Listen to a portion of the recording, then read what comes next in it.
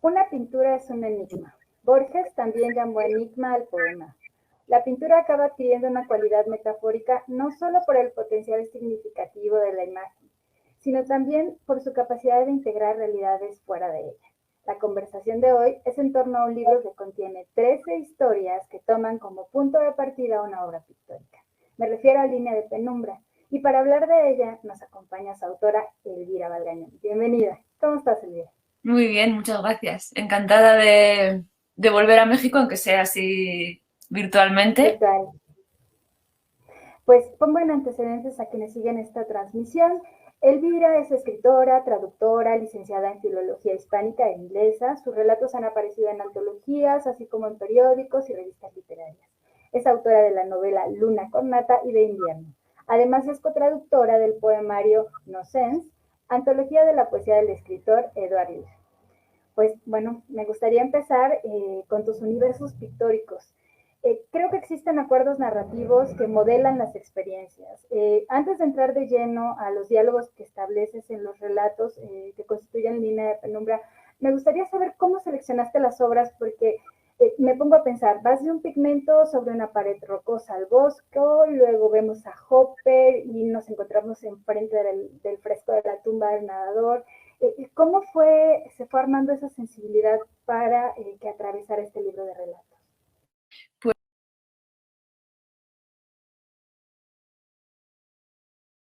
dirigida. No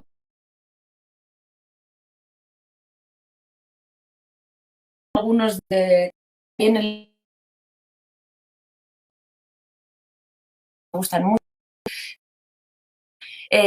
La elección de cada una de las obras viene más dada por la historia que yo veía en ellas o la que quería contar. Que no siempre, supongo que hablaremos de esto también, no siempre es la historia que aparece reflejada en el lienzo, porque algunas de las historias se salen del marco, vamos a decirlo así, algunos de los personajes son precisamente los que no están. Pero de los cuadros lo que me interesó fue eso, fue la historia que yo veía en ellos, que ni siquiera sé si es la que quería contar el pintor, pero es la mía. Mientras te leía, pensé en dos obras, en El nervio óptico y curiosamente en El pintor de batallas de Arturo Pérez Reverte.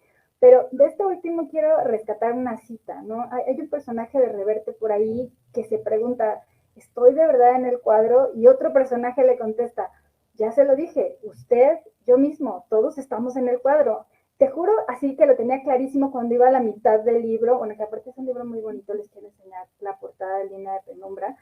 En algunas historias tengo la sensación de ser parte del cuadro, en otras de ser testigo, pero en la mayoría los lectores nos asomamos como a descubrir estos enigmas de los que hablaba al principio y hacia dónde ibas, de cómo no necesariamente te quedaste con los márgenes, o sea, dentro del cuadro y lo que delimita la imagen. Ahora sí, me gustaría que me contaras cómo fue este proceso y sobre todo también ¿cómo decidiste el orden de las historias? Porque tampoco creo que sea gratuito empezar con una, o sea, digamos, abrir con las modernas, los primeros al final, el desfile en medio, pero te dejo hablar. Sí, pues digamos que claro, cada cuadro pertenece, como decías tú, ¿no? Son cuadros muy distintos, pertenecen a épocas muy alejadas entre sí en el tiempo y tienen estilos muy diferentes. Entonces, yo creo que para cada uno de ellos yo intenté crear en mi cabeza el universo que yo tenía que transitar para contar las historias que veía en esos cuadros, ¿no?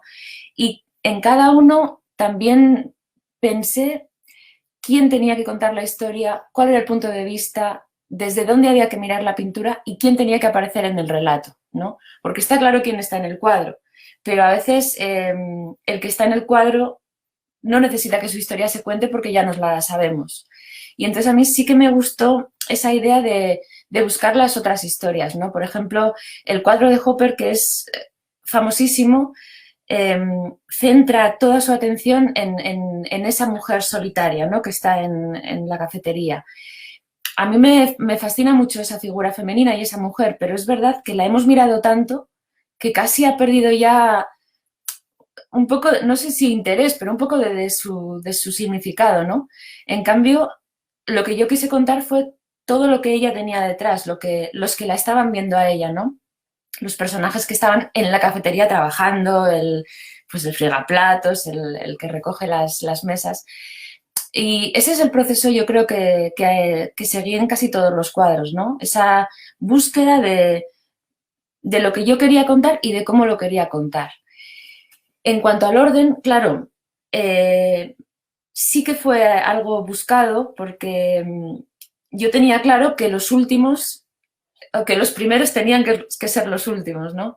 Y a partir de ahí quería también jugar un poco pues con las épocas, con las historias que se cuentan, con los cuadros que están llenos de gente que a veces dan historias centradas en un único personaje, o con los cuadros de un único personaje que dan como resultado historias llenas de gente, ¿no? Pues quería jugar un poco con todas esas contradicciones. Ahora que hablaste de objetos perdidos, que también es uno de mis relatos favoritos, siento que ahí justamente los colores se leen, ¿no? Y los personajes que no están en el cuadro, la señorita Violet, el hermoso de Rafael, el libro perdido y encontrado. Me gustaría que hablaras acerca de los temas y de la construcción, no solo de esta historia, sino de todas las historias, porque al decir que los colores se leen como también los grandes temas, ¿no? La soledad, de repente esta manera de comunicarte, de relacionarte con los demás, pero me gustaría que nos hablaras un poco más. Pues en el caso de objetos perdidos, a mí me atrajo mucho, yo no sabía lo que era un automat, que es el título del cuadro original, ¿no? Y es verdad que normalmente se piensa que el automat o la autómata, como lo hemos traducido al español, es la protagonista del cuadro, que puede ser. Y yo en parte creo que es así, pero también es el lugar, ¿no? El café automático donde estas personas iban pues a cenar, a tomar café, que era un lugar donde se juntaba muchísima gente y que reunía personajes de súper diversos, personajes de poder, con poder adquisitivo, personajes más pobres, más o menos pudientes, ¿no? Ahí se mezclaban los que iban al teatro y a los espectáculos con los que iban a trabajar, incluso con gentes que a lo mejor no se atrevían a ir a otros sitios tan abiertamente, como la señorita Violet, ¿no? Del relato. Entonces, me atrajo mucho esa idea de reflejar ese mundo y de que estuvieran todos en mi historia, ¿no? Y que el protagonista fuera pues este muchacho que está fregando platos, que está aprendiendo a leer, ¿no? Con la relación con el otro camarero, como decíamos, que es el que le anima, el que pues, le va leyendo los carteles para que él los vaya leyendo también y aprendiendo. Y, y bueno, me gustó contar pues esta idea, ¿no? de esas vidas quizá menos vistosas, menos llamativas, pero que están ahí. Y yo creo que en casi todos los relatos sucede esto, ¿no? Porque estoy pensando también en el relato de Las letras de su nombre, de Artemisia Gentileschi, en el cual, por supuesto, está Holofernes, está Judith, pero la voz que oímos es la voz de la criada, ¿no? Que además es muy curioso porque esa criada que Artemisia Gentileschi pinta y con tanto protagonismo, no tiene tanto protagonismo en otras versiones del cuadro, ¿no? Bueno, incluso en la historia original que aparece en la Biblia. Y a mí me gustó que esta mujer pintara a esa otra mujer, ¿no? Y le diera ese protagonismo y en mi caso, pues es ella la que lleva el peso del relato, ¿no? Entonces, sí, yo creo que en general busqué eso, busqué pensar quién miraba y quién contaba, ¿no? En esos personajes y en esas historias.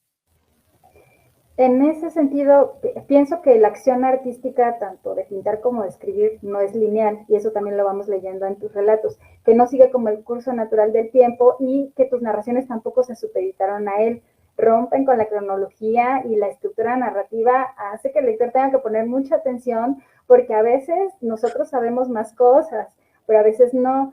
Pienso, por ejemplo, ahorita en el de Al otro lado del mar. Te cito, cuando dices, pero eso será mucho después, todavía no ha pasado. En el retrato todavía es una niña, ¿no? Háblanos de este recurso en donde a veces nosotros sabemos más, en estos narradores que sí Todos tienen algo que los une, pero también todos tienen algo que los separa desde donde cuentan las historias. Pues efectivamente, bueno, este de Al otro lado del mar es el primer relato que yo escribí del libro. Y realmente fue un poco caprichoso, ¿no? A mí ese cuadro es de los que antes decía que no todos eran favoritos, ese es un cuadro favorito para mí, porque me fascinó desde que lo vi por primera vez cómo el pintor pintó al personaje, ¿no? Es Catalina de Aragón, que pues era hija de los Reyes Católicos, que fue una figura importantísima dentro de la historia no solo de España, sino también de Inglaterra. Y ahí la vemos como una niña de 11 años. Bueno, hay dudas de si es ella o no la del retrato, pero yo creo que sí. A mí me gusta que sea ella. Y, y él la retrata como niña, pero como una niña seria, grave, solemne, ¿no? Que es lo que se dice en el relato. Y con un punto de tristeza y de melancolía que en cierto modo prevé lo que va a pasar después. Claro, el pintor no lo podía saber, pero nosotros los espectadores sabemos lo que pasó con esa mujer, ¿no? Sabemos cómo, pues, como dice el texto, ¿no? Cómo su destino puso el mundo patas arriba, porque en el fondo fue lo que su negativa a separarse de Enrique VIII fue lo que desencadenó pues iba a decir una hecatombe, no sé si una hecatombe, pero un cataclismo en la historia de Europa, ¿no? Y, y en cierta forma que ella tuviera ese peso, quisiera o no, no fue una elección, pero en el fondo su postura sí que fue la suya, ¿no? La elegida por ella, a mí me fascinaba mucho. Y que en su niñez yo viera eso en el cuadro, pues me animó a escribir la historia. Y a partir de ahí vinieron todas las demás, ¿no? Es verdad que a veces salto en el tiempo, es verdad que a veces utilizo la elipsis, ¿no? Quedan cosas sin decir, y a veces el lector sabe más de lo que sabe el propio personaje o el propio pintor en este caso, ¿no? Sí, esa es una experiencia de lectura que yo te agradezco porque no me la había encontrado recientemente en la narrativa contemporánea. Pero bueno, vamos. Otro de los relatos que llamó mucho mi atención, que tengo que decir que me gustó porque no conocía la pintura de William Hogarth. El ejercicio literario me hizo pensar en el exterior, en el contacto con la gente, después de estos días de encierro, yo dije, yo quiero ver todo lo que me está diciendo Elvira, ya sé que es otra época, y terminar en este cuadro, en esa sonrisa, o sea, yo busqué, dije, es que lo quiero ver en vivo porque se nota que está en exterior, ¿no? ¿Podrías profundizar en este ejercicio literario que sí resalta de los... Pues bueno, este es otro de mis cuadros favoritos y me gusta mucho porque es verdad que no es un cuadro muy conocido.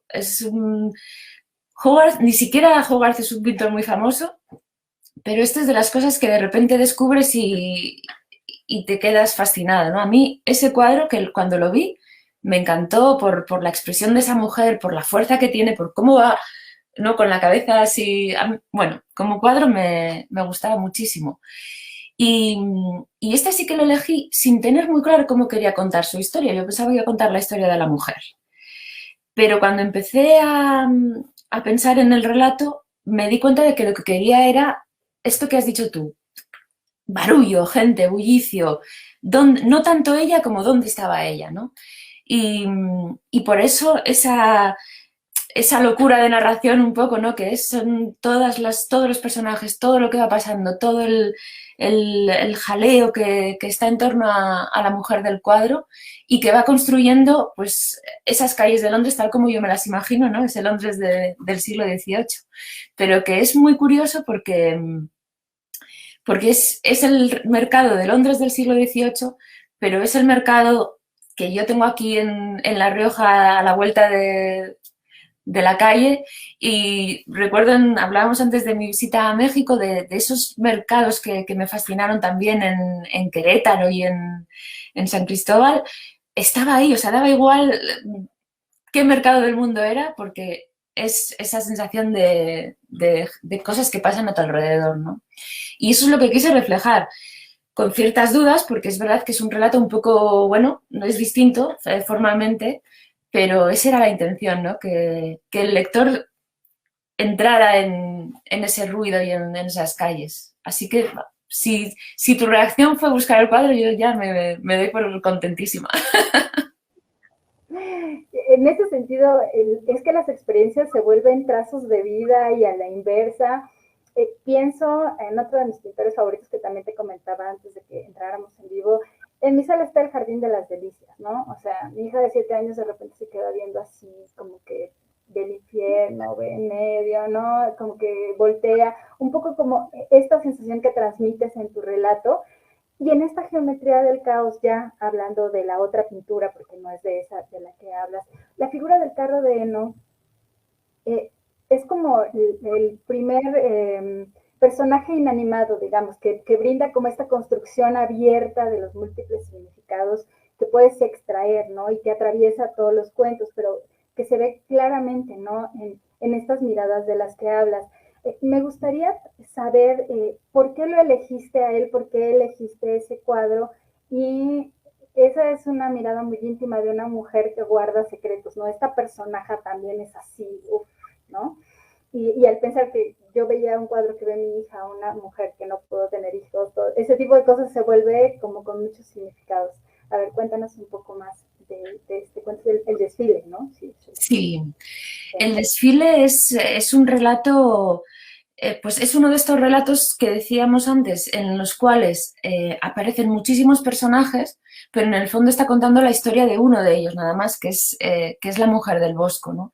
A mí, cuando leía sobre la vida del Bosco y pues empecé a leer cosas pues sobre su matrimonio, etc., me gustó mucho este personaje que, como sucedía, como siempre con las mujeres en aquella época, era un personaje muy silenciado, pero que había sido, no sé si indispensable, pero fundamental para la carrera del Bosco, porque fue ella la que le proporcionó los medios para poder tener un estudio, para poder pintar. Y, y bueno, yo elegí el cuadro de Eno, o sea, perdón, el carro de Eno, porque vi en ese cuadro la posibilidad de contarlo a través de los ojos de ella, por la presencia de los personajes que tenemos en torno a ese carro, ¿no? Que es donde se desarrolla la vida, porque tenemos el paraíso, tenemos el infierno y luego está donde pasa todo, ¿no? Dice el relato que es en torno al carro de Eno, que en el fondo es una metáfora también del transcurso de la vida y de los seres humanos por el mundo, ¿no? Entonces, todos esos pequeños personajes que pueblan ese universo, a mí me gusta pensar que cuando, esto por supuesto es una invención mía, pero me gustaba pensar que el pintor estaba dibujando un poquito de su mundo y dentro de su mundo que la estaba pintando a ella también, ¿no? Entonces, pues el relato va un poco desde la extrañeza a la que, bueno, ya se ha acostumbrado a observar lo que él hace porque ya son muchos años los que han vivido juntos, pero al mismo tiempo nunca deja de sorprender, ¿no? Y igual que sorprende y horroriza esa descripción y ese retrato de lo feo, ¿no? Y de lo horroroso, ella sabe que lo peor que él ha visto y lo peor que ha tenido no lo pinta nunca, ¿no? Entonces, esa idea de, por muy horrible que sea esto que yo estoy viendo, yo sé que lo que el horror que hemos vivido o lo que a nosotros nos ha parecido ese horror más grande no está ahí, ¿no? Y, y bueno, pues esa era la idea, ¿no? Que esa visión de la persona que mejor conoce al pintor fuera la que nosotros seguíamos al introducirnos en el cuadro. Por ejemplo, he hablado ahorita, me di cuenta que los personajes femeninos, pero hay un personaje muy triste que pues, de oídas sabía el chisme, ¿no? Con Bacon y Dyer. Ese cuento es terriblemente triste, pero a lo que quiero ir más que con la experiencia de escritura, me gustaría saber si sientes que perdiste algo, qué ganas y qué pierdes cuando no sé si podría decir que tus epígrafes son los cuadros, más bien, o sea, que es como una pista de lo que vamos a seguir leyendo, pero sí sientes que, aunque ya no sigues el universo delimitado por el cuadro, tu universo que se expande con la literatura, ¿qué ha ganado y qué ha perdido en ese camino? No sé si si puede haber como un análisis ahorita que ya el libro está cerrado, que ya no hay otra corrección. Pues muy interesante esta pregunta porque, claro, en un primer momento te enfrentas, o yo me enfrentaba a los cuadros pensando que podía contar todo lo que yo quisiera, ¿no? Que eran míos y que todo lo que yo quisiera expresar luego iba a estar en el papel. Y es verdad que hay cosas que a veces no las puedes contar. Y más cuando estás, esto es tal como yo lo percibo, ¿no? Más cuando estás partiendo de algo que ya existe. Porque cuando partes de algo que es solo tuyo y lo estás creando tú, eh, puedes ir a donde quieras. Y yo aquí sí que es verdad que la relación que decidí establecer con los cuadros era de me doy permiso para me doy permiso para inventar, pero no quiero dar tampoco el paso de inventar algo que no fuera posible, ¿no? Entonces, esa sensación de pérdida quizá venga de ahí, ¿no? Pues a lo mejor si hubiese podido inventar todo lo que quisiera, George Dyer hubiera tenido un destino menos triste del que tiene, ¿no? Pero claro, eso es lo que no me decidí a hacer y que no sucede en ninguno de los cuadros. Siempre estoy apegada a la realidad a pesar de que me muevo en la ficción, porque son ficciones. Bueno, nos estamos acercando hacia la parte más personal porque nos gustaría saber quiénes son los autores o autoras que te han influenciado, que han sido importantes en esta propuesta literaria o como lectora, sencillamente. Pues, bueno, en esta propuesta y en este proyecto mis lecturas fueron variadísimas y no sé si hay una influencia muy clara o muy específica de ningún autor, ¿no? Leí muchísimas biografías, busqué en archivos, en fin, el proceso de documentación fue bastante largo y costoso. Pero no hay un referente claro en cuestión de autores. En, en otras circunstancias, o como lectora, pues sí que voy a decir alguna referencia, aunque esto siempre se me da fatal porque hay tantos que uno siempre se queda con ganas de más, ¿no? Pero bueno, eh, Ramiro Pinilla es uno de mis autores de referencia. Pienso que no es un autor muy conocido, no lo es en España. Murió hace poco y para mí es de los narradores del siglo XX de los fundamentales. Y bueno, muchos otros de literatura hispanoamericana y de literatura también inglesa que pues por pasión y por los estudios, ¿no? Son muchísimos. No, es muy difícil nombrar. Cuando estuve, ahora que estoy en México, iba a decir que ya me parece que estoy allí. Ya te quedaste en México, que Un poco sí, ¿eh? Pues cuando estuve por allí dije una cosa y es verdad. Mi paseo mexicano me llevó a volver a leer autores mexicanos que a lo mejor hacía tiempo que no había leído y, hijo, me reencontré con los que había leído hacía ya unos cuantos años y empecé a leer a otros nuevos, bueno, cité a Verónica Gerber porque me gusta mucho y digo, pienso, la gente va a pensar que me ha dicho que diga algo, pero es verdad que me parece una autora maravillosa y cité a Fernanda Melchor y es verdad que es que ahora mismo hay un montón de escritoras y escritores que apetece muchísimo leer. y bueno, ahora para comprometerte, ¿qué libro te cambió en algún momento de la vida? Uno. Súper difícil, súper difícil.